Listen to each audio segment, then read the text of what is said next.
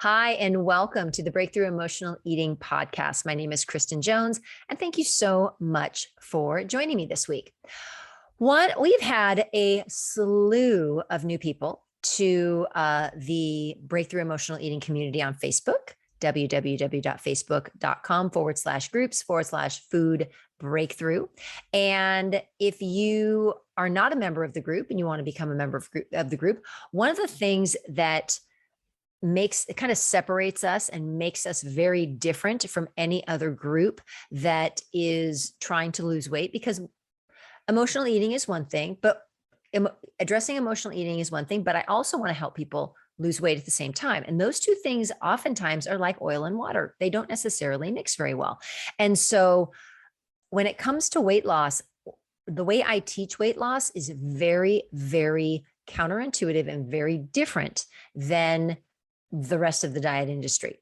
And the reason being is that we are not dealing with just the food or dealing with exercise. Those things are absolutely important just for health in general, but we're dealing with the emotions and the emotional pieces behind why we eat. So we have to take things in a little bit of a different way. So I thought it was so important to kind of revisit some really basic tenets and basic beliefs about, not beliefs, but actual processes that happen when you are a person who's an emotional eater, and emotions and what emotions are and how they work, and why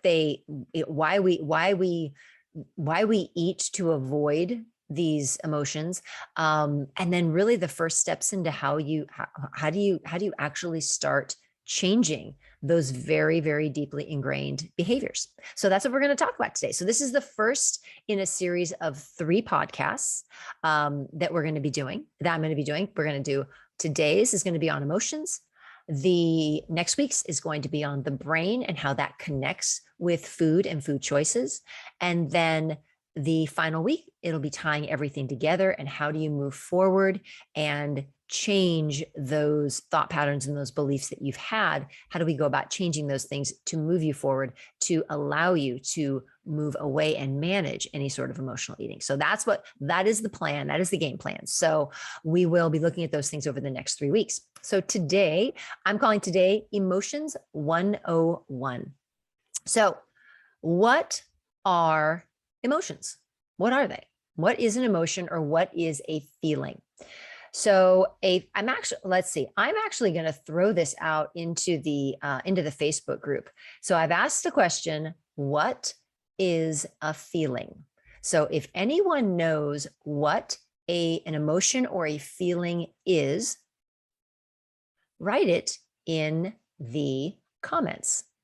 This is going to be a test for those people who have been my clients for a while, because I mention it pretty regularly, but I would just love to see who can remember this, and I'll give you just a few moments to answer that question.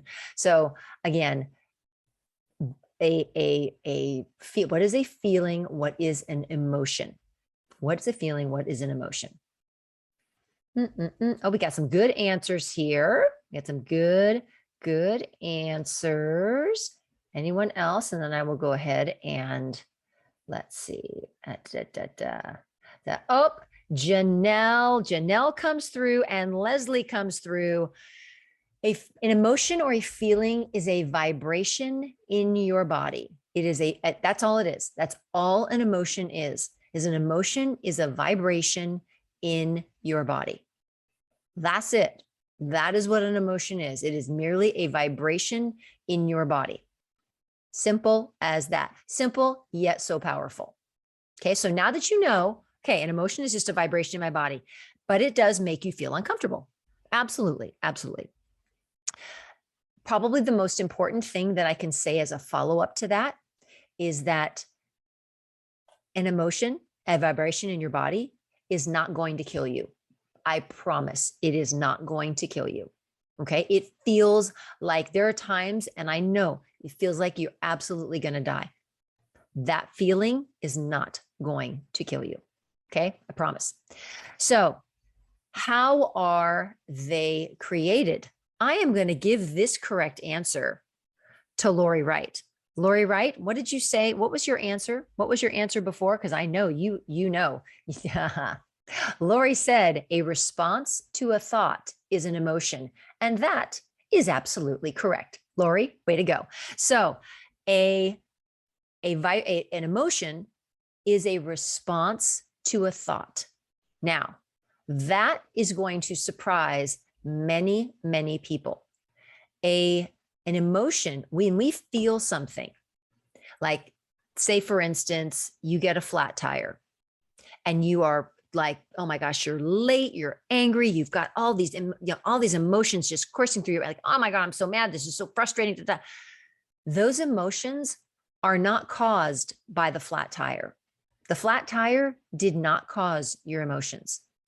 Your thoughts about that flat tire and what you made that flat tire mean, that's what caused your emotions. Not the flat tire. It was your thoughts about it. Okay. That is super important. So what that means is, Liz, I'm so glad you're here. And absolutely, that's why I'm doing this. So I'm super happy you're here. Thank you for being here. Liz says, I'm here. Clearly, I have more to learn. That's why we're doing this. So I'm super happy you're here. So an emotion is merely a response, is a response to a thought that you've created about a situation that's happened around you that you have no control over. Okay. So again, situation around you have no control over, you get a flat tire. Your thought about the flat tire causes you to be upset, not the flat tire itself. Okay. And I know sometimes that can be a little bit challenging. And I will challenge you. I will put something out there for you so you can kind of understand how you get to control your emotions, how you get to control your emotional responses. So gosh, I think it's 19 years now. 19 years ago, my brother went into a coma, and my brother was an alcoholic, and he, through a series of events, ended up in the hospital, ended up in a coma. He never awakened from that coma. He ended up passing away.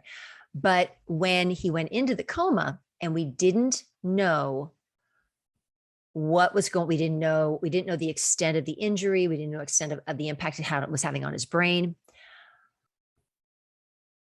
I was always upset. My thoughts were, my emotions were all over the place. I mean, I was up one day when things were going well, and then just incredibly sad when I thought that things were terrible and he was going to die, and all these things were happening.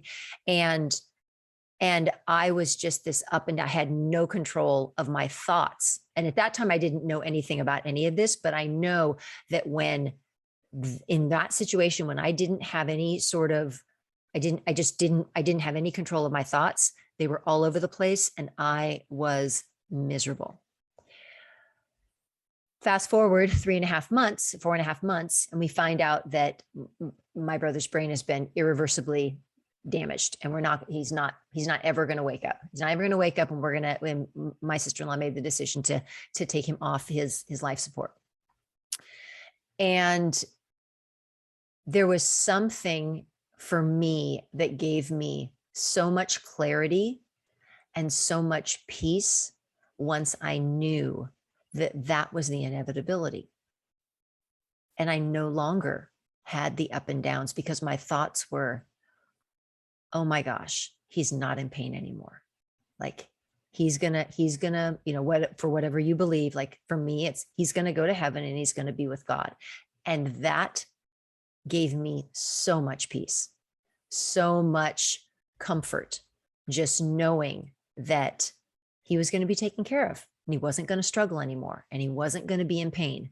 And that was like the first time I'd ever experienced the whole, and I never understood it for the longest time until I started studying this. And I was like, oh, that's why I had this incredible amount of clarity and peace and calm as a result of knowing what was going on, because my thoughts were, oh, okay, it's all good. It's all good. He's safe now. I don't have to worry about him anymore. And that just gave me an incredible amount of peace. So when I started studying this, I was like, oh, this totally makes sense. I get that. So even in the most unhappy and, hardest moments of our lives, we get to decide. I really didn't decide. I didn't consciously decide, but I do now. I consciously get to decide, how do I want to interpret something? How do I want to see an event? And what do I want to think about it? And how do I want to think about it? Because that's going to translate to how I'm going to feel about it. Okay. So that is how are they created? Emotions are created from thoughts. So why do they scare us? Why do they make us uncomfortable? Well, emotions make us uncomfortable because that is our brain's job. Our brain's job is to always give us the worst case scenario, to always give us the doom and gloom, so you're prepared and you can handle whatever life throws at you. Your brain thinks the best thing for you to do is to only see the worst, always get presented with the worst, because then you're going to be prepared. And so your brain is doing its job when it puts those thoughts and you kind of go along with those thoughts. The cool part is, and we'll talk a little bit more about this next week when we talk about the brain and we talk about thoughts, is that all thoughts are optional. So if your brain tells you a thought that you don't want to go along with, you get to decide if you want to follow that train of thought, and then you want to have the feelings that go along with it. So it's very, very, you always have to understand there are certain things that we get to be in control of. And one of the things we always get to be in control of is, we might not be in control of the first thought that our brain gives us, but we always get to be in control of the second thought. And we always get to decide, do I want to go down that negative path with my brain? Or do I want to say, nope, not doing that. I'm going to take a different route. I'm going to think something different. We always get to be in that control. So that, and how that relates to food, that is the secret sauce right there.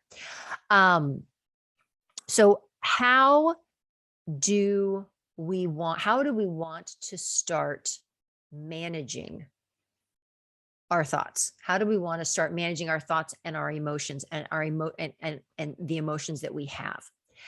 Well, first off, being here, listening, learning this information is the first thing, because most people have no idea about how their brain works, about how thoughts work, about how emotions work, and especially emotional eaters. Emotional eaters think there's something wrong with them, and that, like, okay, I must be broken. There's some reason why I'm responding, to being upset, and I have to eat food. And why is that happening? I'm going to tell you all that your brain is doing exactly what it's supposed to be doing, because it's protecting you. But that's not always in your best interest. Being protected doesn't mean health. It doesn't mean feeling good in the long run.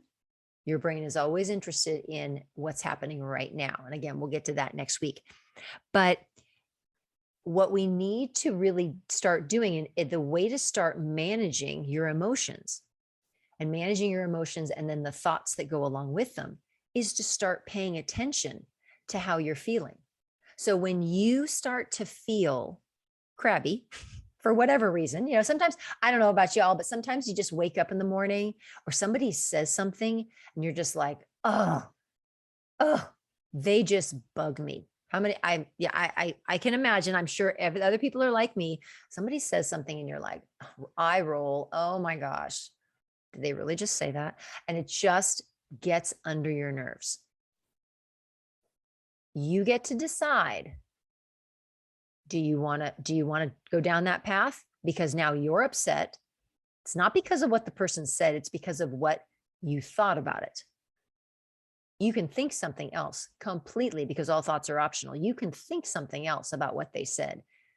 If you take it personally, that's on you. If you think anything other than whatever, nobody knows what anybody's intent is. We sometimes make it up ourselves, but you get to decide. So you need to start paying attention. How am I feeling? And instead of looking around at like, what's made me feel this way? Your question needs to be, what am I thinking that's causing me to feel this way? Take responsibility.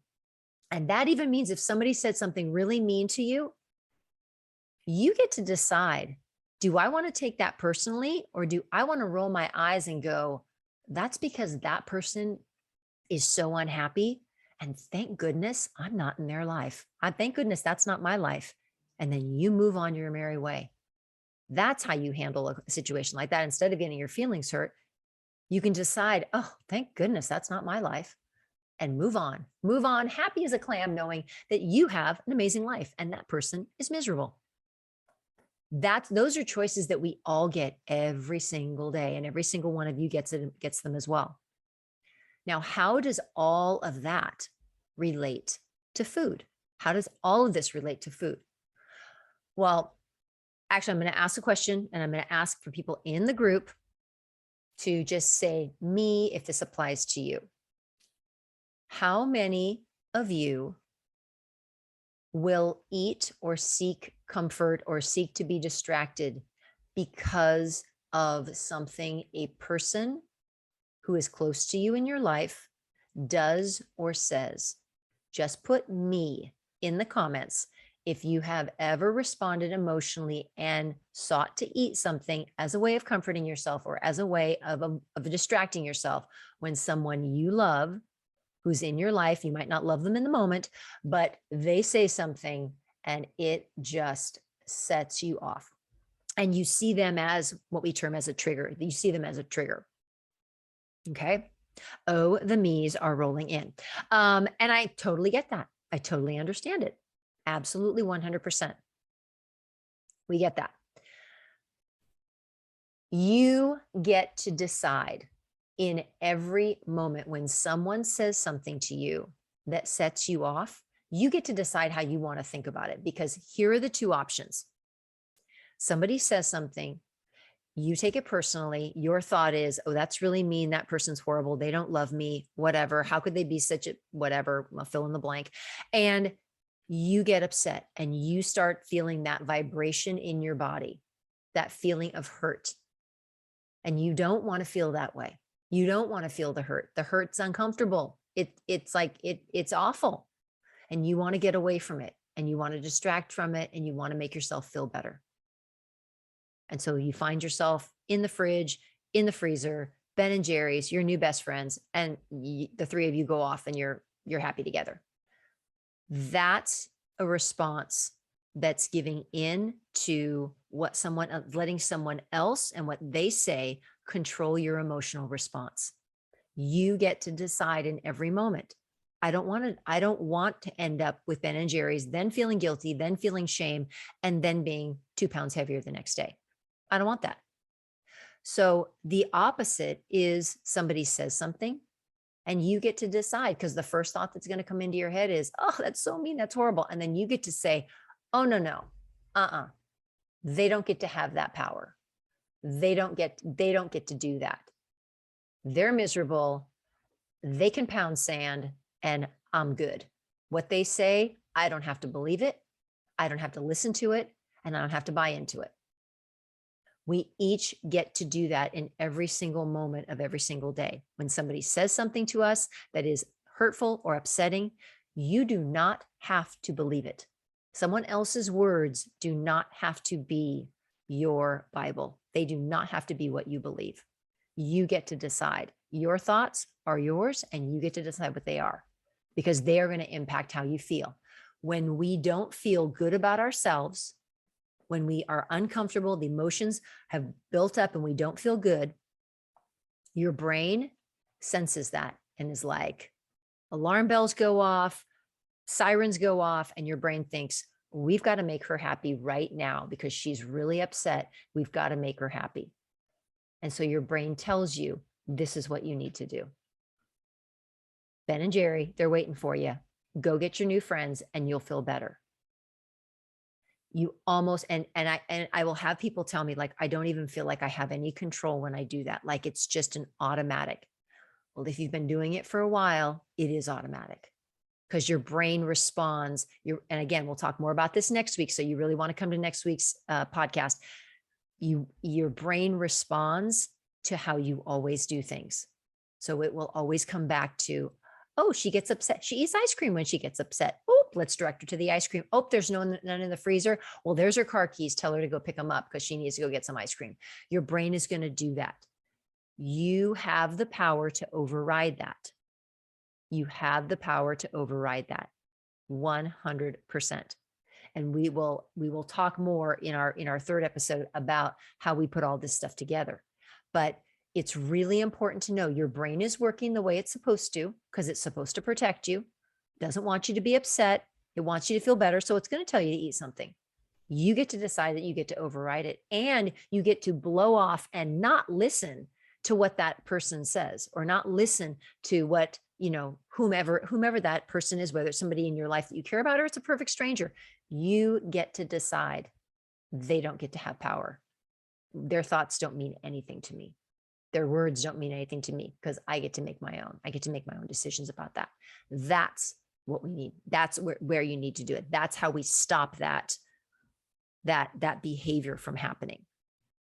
And does it happen automatically on the first try? No, no, it doesn't, because we're talking years and years and years of doing this same repetitive behavior. It takes time, it takes patience, and it takes consistency. And it takes putting new habits into your life on a daily basis, reinforcing. So one of the things that we talk about, that I teach in my courses and in my membership, we talk about what are the things that we need to do to change and rewire our brains, because our brains are totally malleable and they can be rewired. And that's what we do. We can do that. We can do that here by that stopping and interrupting and saying, nope, I'm not doing that anymore. Nope, I'm not thinking that way. Nope, sorry, Ben and Jerry's, you guys get to be alone tonight. I'm going to go to bed because I'm not going to go down that path, because that path is not going to lead me where I want to go. You get to decide, and you get to override those thoughts. And so that's really exciting. It's very, very cool. So again, we do these things to distract ourselves because we don't want to feel bad. We might not just do it with food. We might do it with other things. Anytime we distract ourselves from that uncomfortable feeling, it's called buffering. Okay. It's called buffering. Buffering can be using food. It can be using alcohol, like my brother did. It can be gambling. It can be pornography. It can be being on Facebook too much. It can be shopping too much. It can be exercise. It can be a variety of things that can distract and make you not want and allow you not to have to feel any of your feelings. We need to not be afraid of feelings, because what are feelings? Y'all know, vibrations in the body. That's it. We do not need to be afraid of feelings anymore. If there's anything that you learn from this podcast, you do not need to be afraid of your feelings. You don't need to run away. You don't need to hide. You don't need to ignore them. We need to start being brave, being courageous, and leaning into our uncomfortable feelings and allowing them to be present. When we do that, then the real magic happens, because then once we start doing that, we can do it all the time. We don't have to turn to food anymore, because now you feel the emotions and you move on with your life. And turning to food is no longer even something you even think about, because you've dealt with the emotions. You've dealt with those feelings. Okay. So I know for many of you, this might be like so much information. And oh my gosh, we're not even talking about food. No, we're not, because it's not about food. And that's pretty much always been and always will be my little catchphrase here in the group is it's not about food. Emotional eating is not about food. If you get onto a website and it says it's an emotional eating website, because there's plenty of them out there, and somebody starts talking about don't have food in the house. Okay, you need to get off that website. You need to get off that website right away, because what they're talking about is garbage. It is not about, again, it's not about the circumstances. It's not about the things around us that we can't control. It's about our response and where we let our brain go and the thoughts that we have. So please do not buy into they need to keep food out of the house and we need to not have any of those things around. No, that's not real life. And I will never advocate for that, ever. I will never advocate for that. I will always want every person who comes in here to know that you can live a life with food in your house, with Ben and Jerry's in the freezer, and you are not a victim to it. And that's what I really want people to know is you can live like you see other people living. I know that's always the way I felt like, oh my gosh, when can I like be a normal person and eat like everybody else? You can. I get to do it every day, but it didn't happen overnight. That is for sure. So stick around. I'm super happy you're here. For those people who are new, and this is all just like mind blowing, mind blown, the whole thing. I'm so happy you're here. I'm so happy you joined us. If you're listening to the first time on the podcast, super happy you're here. Super glad that you have joined us as well. Again, just all that food for thought, making sure that you understand about emotions, where they come from. They're not going to kill us. They're all based on your thoughts, and you get to be in control of your thoughts. So next week, we're going to talk about the brain. We're going to go into deep detail about the brain. So you definitely want to come back and be here for the podcast on the brain and how the brain impacts the choices that you make when it comes to your food, when it comes to your life in general, and how you, again, the more you know, the more you can be in control of those thoughts. And again, sometimes the thoughts, first one belongs to your brain, second one belongs to you, and you always get to override it. Okay. Hope this was helpful. Would love to hear in the comments if this was helpful. I would really, I appreciate, again, if it was helpful, just write helpful. If it wasn't, just don't write anything. But just, make sure that I really want to make sure that I'm giving you information that you are going to be able to directly apply. So again, homework for tonight for everybody is just to start paying attention. How am I responding when things happen around me? Am I just getting so caught up in the emotion and letting my thoughts just be like on a runaway train? Or can I stop and be like, hold on a second. No, I'm not going to listen to that. That's ridiculous. I'm not buying into that. That's not true. We're moving on. That's what I want you to start doing. I want you to at least start paying attention to your thoughts. Because once you start paying attention to your thoughts, that's when you start to get the power, and you start to get the power back. And that's what we want for you. All right, everyone, have a wonderful rest of your Thursday. Yes, Thursday, 3 p.m. Pacific Standard Time. Just a reminder, I am in California. So if you are on the East Coast, it is 6 o'clock, right in the middle of dinner time. So even more so, I appreciate you being here. Thank you. And have an amazing rest of your Thursday and an amazing weekend. And everybody stay cool out there. All right. Okay. Take care.